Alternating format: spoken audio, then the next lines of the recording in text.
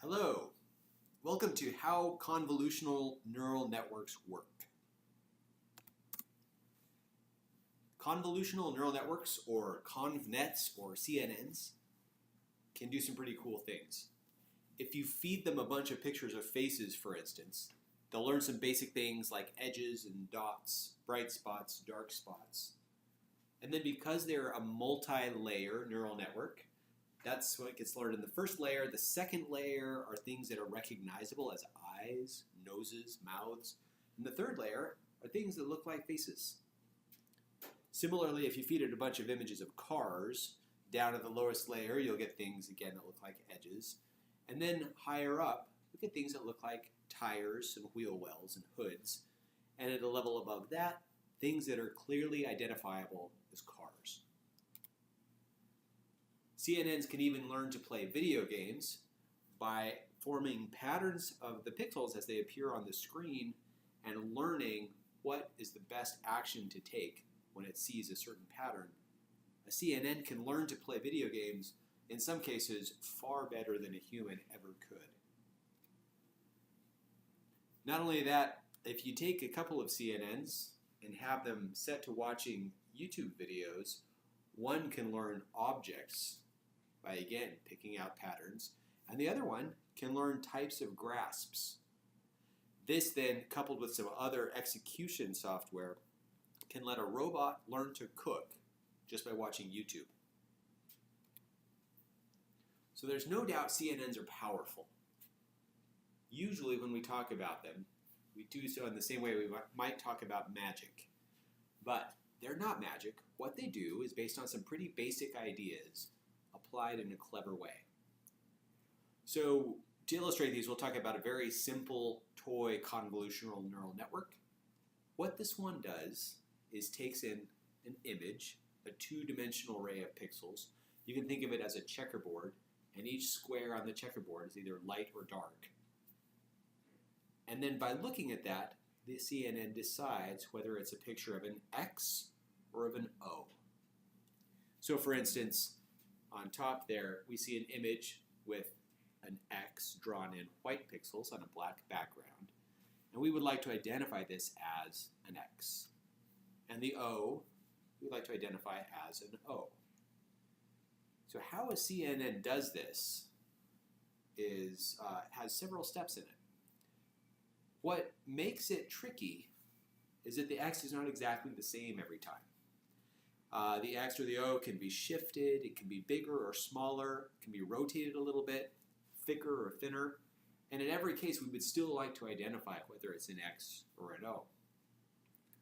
Now the reason that this is challenging is because for us, deciding whether these two things are similar is straightforward. We don't even have to think about it.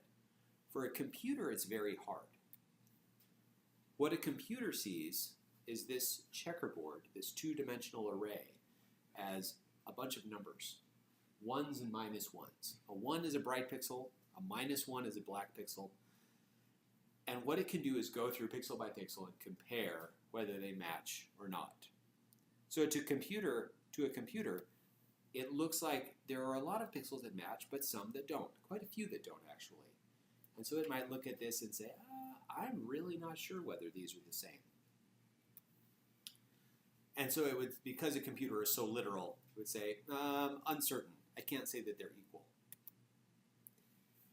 Now, one of the tricks that convolutional neural networks use is to match parts of the image rather than the whole thing.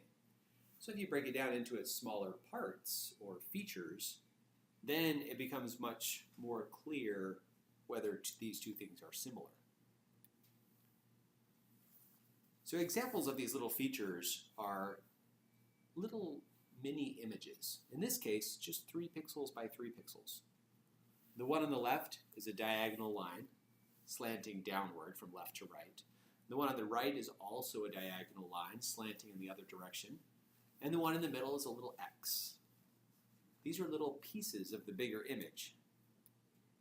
And you can see as we go through, if you choose the right feature and put it in the right place, it matches the image exactly. So, okay, we have the bits and pieces. Now, to take a step deeper, the math behind matching these is called filtering. And the way this is done is a feature is lined up with the little patch of the image, and then one by one, the pixels are compared. They're multiplied by each other, and then added up and divided by the total number of pixels. So to step through this, to see why it makes sense to do this, you can see starting in the upper left-hand pixel in both the feature and the image patch, multiplying a 1 by a 1 gives you a 1. And we can keep track of that by putting that in the position of the pixel that we're comparing. We step to the next one. Minus 1 times minus 1 is also a 1. And we continue to step through pixel by pixel, multiplying them all by each other.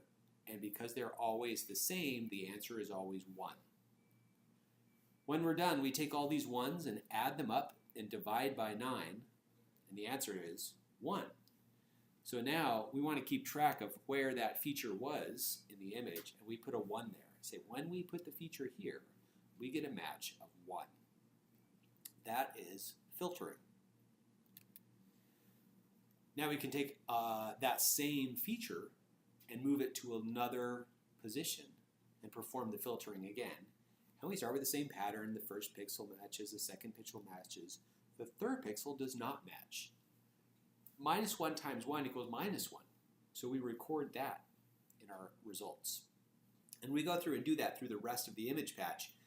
And when we're done, we notice we have 2 minus 1s this time. So we add up all the pixels, which add up to 5, divide by 9, and we get a 0.55. So this is very different than our 1. And we can record the 0.55 in that position where we were, where it occurred.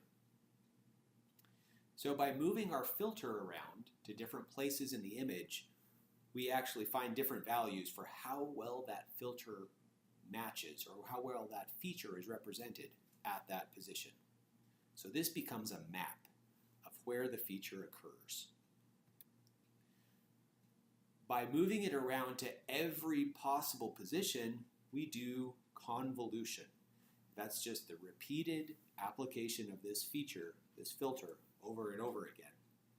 And what we get is a nice map across the whole image of where this feature occurs.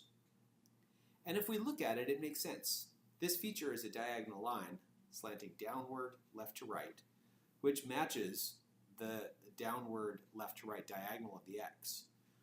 So if we look at our filtered image, we see that all of the high numbers, 1s and 0.77s, are all right along that diagonal.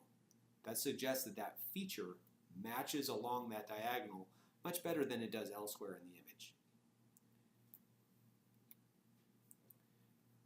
To use a shorthand notation here, we'll do a little X with a circle in it to represent convolution, the act of trying every possible match.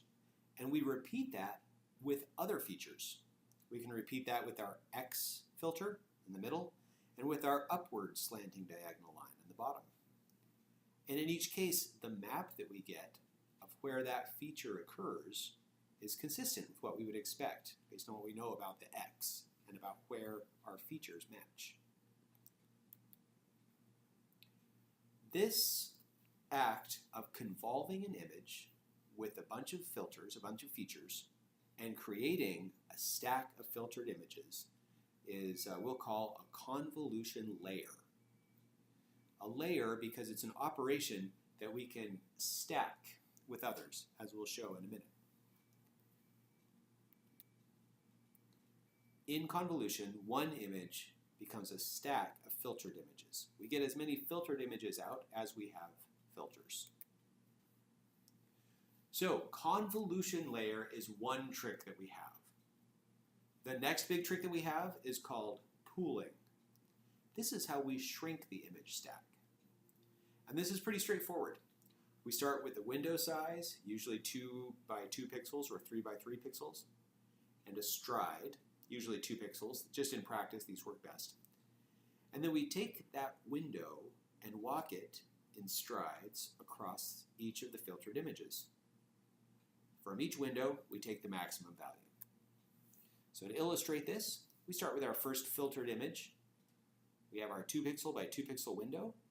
Within that pixel, the maximum value is 1. So we track that and then move to our stride of 2 pixels. We move 2 pixels to the right and repeat. Out of that window, the maximum value is 0.33, etc., 0.55. And when we get to the end, we have to be creative. We don't have all the pixels representative, so we take the max of what's there. And we continue doing this across the whole image. And when we're done, what we end up with is a similar pattern, but smaller. We can still see our high values are all on the diagonal. But instead of 7 by 7 pixels in our filtered image, we have a 4 by 4 pixel image. So it's half as big as it was about.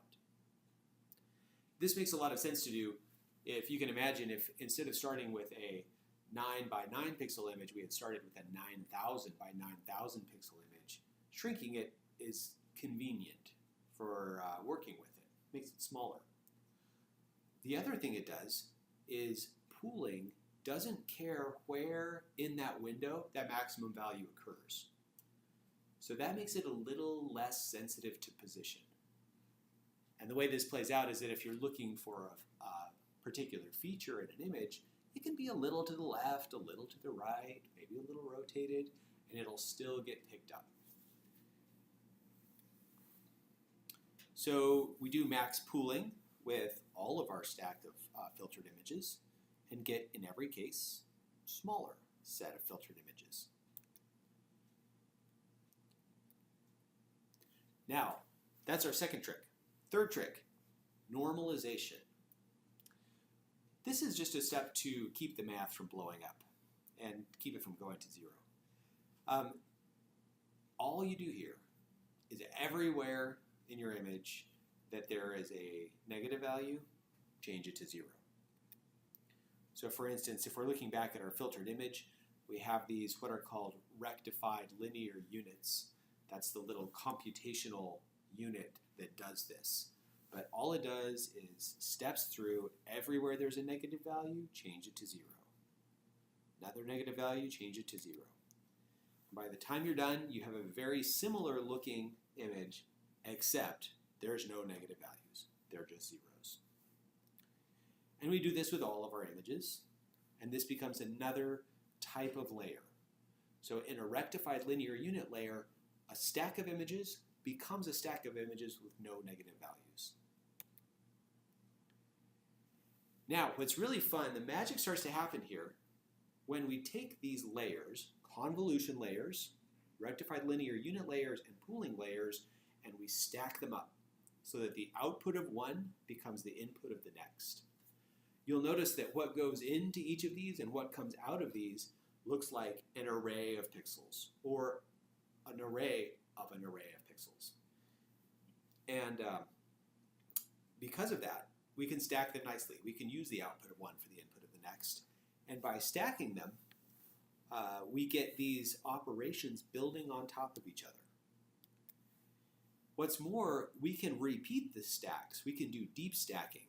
You can imagine making a sandwich that is not just one patty and one slice of cheese and one lettuce and one tomato, but a whole bunch of layers, double, triple, quadruple deckers, as many times as you want.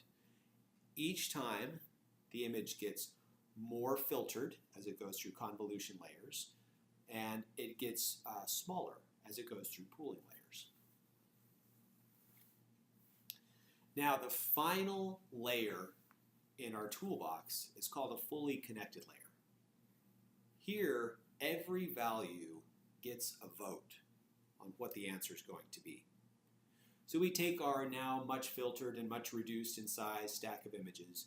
We break them out, we just rearrange and put them into a single list because it's easier to visualize that way. And then each of those connects to one of our answers that we're going to vote for. When we feed this an X, there will be certain values here that tend to be high. They tend to predict very strongly that this is going to be an X. They get a lot of vote for the X outcome. Similarly, when we feed in a picture of an O to our convolutional neural network, there are certain values here at the end that tend to be very high and tend to predict strongly when we're going to have an O at the end. So they get a lot of weight, a strong vote for the O category. Now when we get a new input and we don't know what it is and we want to decide, the way this works is the input goes through all of our convolutional, our rectified linear unit, our pooling layers, and comes out to the end here. We get a series of votes, and then based on the weights that each value gets to vote with, we get a nice average vote at the end. In this case, this particular set of inputs votes for an X with a strength of 0.92 and an O with a strength of 0.51. So here, definitely X is the winner, and so the neural network would categorize this input as an X. So in a fully connected layer, a list of feature values becomes a list of votes. Now, again, what's cool here is that a list of votes looks a whole lot like a list of feature values. So you can use the output of one for the input of the next. And so you can have intermediate categories that aren't your final votes, or sometimes these are called hidden units in a neural network. And you can stack as many of these together as you want also. But in the end, they all end up voting for an X or an O, and whoever gets the most votes wins. So if we put this all together, then a two-dimensional array of pixels in results in a set of votes for a category out at the far end. So there are some things that we have glossed over here. You might be asking yourself where all of the magic numbers come from. Things that I pulled out of thin air include the features in the convolutional layers, those convenient 3 pixel by 3 pixel diagonal lines at the X. Also, the voting weights in the fully connected layers. I really waved my hands about how those are obtained. In all these cases, the answer is the same. There is a trick called backpropagation. All of these are learned. You don't have to know them. You don't have to guess them. The deep neural network does this on its own. So the underlying principle behind backpropagation is that the error in the final answer is used to determine how much the network adjusts and changes. So in this case, if we knew we were putting in an X, and we got a 0.92 vote for an X, and that would be an error of 0.08, and we got a 0.51 vote for an O, we know that that would be an error of 0.49, actually an error of 0.51 because it should be 0. Then if we add all that up, we get an error of what should be 0.59. So what happens with this error signal is it helps drive a process called gradient descent. If there is another bit of something that is pretty special sauce to deep neural networks, it is the ability to do gradient descent. So for each of these magic numbers, each of the feature pixels, each voting weight, they're adjusted up and down by a very small amount to see how the error changes. The amount that they're adjusted is determined by how big the error is. Large error, they're adjusted a lot. Small error, just a tiny bit. No error, they're not adjusted at all. You have the right answer, stop messing with it. As they're adjusted, you can think of that as sliding a ball slightly to the left and slightly to the right on a hill.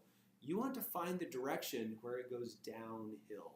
You want to go down that slope, down that gradient to find the very bottom, because the bottom is where you have the very least error. That's your happy place. So after sliding it to the left and to the right, you find the downhill direction and you leave it there. Doing that many times over lots of iterations, lots of steps, helps all of these values across all the features and all of the weights settle in to what's called a minimum. And at that point, the network is performing as well as it possibly can. If it adjusts any of those a little bit, its error will go up. Now, there are some things called hyperparameters. And these are knobs that the designer gets to turn, decisions the designer gets to make. These are not learned automatically. In convolution, figuring out how many features should be used, how big those features should be, how many pixels on a side. In the pooling layers, choosing the window size and the window stride. And in fully connected layers, choosing the number of hidden neurons, intermediate neurons. All of these things are decisions that the designer gets to make. Right now, there are some common practices that tend to work better than others, but there is no principled way. There's no hard and fast rules for the right way to do this. And in fact, a lot of the advances in convolutional neural networks are in getting combinations of these that work really well. Now, in addition to this, there are other decisions the designer gets to make, like how many of each type of layer and in what order. And for those that really like to go off the rails, can we design new types of layers entirely and slip them in there and get new fun behaviors? These are all things that people are playing with to try to eke out more performance and address stickier problems with CNNs. Now, what's really cool about these, we've been talking about images, but you can use any two-dimensional, or even for that matter, 3- or 4-dimensional data. But what's important is that in your data, things closer together are more closely related than things far away. What I mean by that is, if you look at an image, 2 rows of pixels or 2 columns of pixels are right next to each other, they're more closely related than rows or columns that are far away. Now, what you can do is you can take something like sound and you can chop it up into little time steps, and for each piece of time, the time step right before it and right after is more closely related than time steps that are far away, and the order matters. You can also chop it up into different frequency bands. Bass, mid-range, treble. You can slice it a whole lot more finely than that. And again, those frequency bands are the ones closer together, are more closely related, and you can't rearrange them. The order matters. Once you do this with sound, it looks like a picture. It looks like an image, and you can use convolutional neural networks with them. You can do something similar with text, where the position in the sentence becomes the column, and the row is words in a dictionary.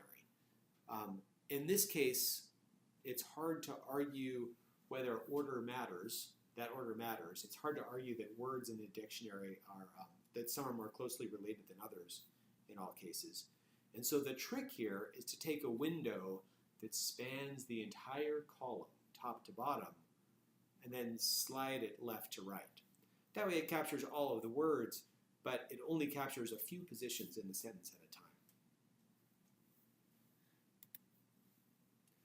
Now, the other side of this limitation of convolutional neural networks is that they're really designed to capture local spatial patterns. Spatial in the sense of things that are next to each other matter quite a bit. So if the data can't be made to look like an image, then they're not as useful. So an example of this is, say, some customer data. If I have each row is a separate customer, each column is a separate piece of information about that customer, such as their name, their address, what they bought, what websites they visited, then this doesn't so much look like a picture. I can take and rearrange those columns and rearrange those rows, and this still means the same thing. It's still equally easy to interpret. If I were to take an image and rearrange the columns and rearrange the rows, it would result in a scramble of pixels, and it would be difficult or impossible to say what the image was of. There I would lose a lot of information. So as a rule of thumb, if your data is just as useful after swapping out any of the columns for each other then you can't use convolutional neural networks. So the take home is that convolutional neural networks are great at finding patterns and using them to classify images. If you can make your problem look like finding cats on the internet, then they're a huge asset. If you'd like to continue your study of CNN, I would recommend looking at the notes from the Stanford Computer Science 231 course from Justin Johnson and Andre Karpathy. Also, checking out the writings of Christopher Olah. He's an exceptionally clear writer. And feel free to check out another presentation that I did, Deep Learning Demystified, talking about some of the properties of deep neural networks in general for someone who is new to the topic. There are, if you'd like to dig even deeper and play with some of these, there's a variety of toolkits. They each have their strengths and weaknesses. I invite you to dig deep into them and learn all about them. Thanks for listening. Feel free to connect with me online, and I would love to follow up with you.